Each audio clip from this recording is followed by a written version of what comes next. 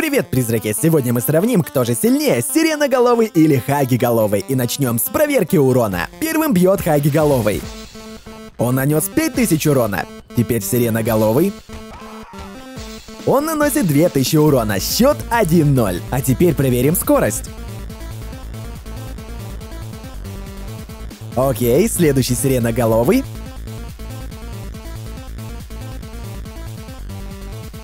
Хагиголовый снова побеждает. Теперь счет 2-0. Время испытать прочность. Неплохо. Теперь Сиреноголовый.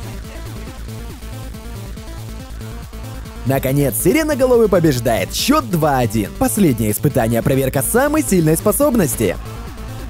Теперь Сиреноголовый. Сложный выбор, но я думаю, что здесь 2-2. Не забудь поставить лайк и подписаться на канал, и пиши, какие битвы мне еще устроить в GTA 5.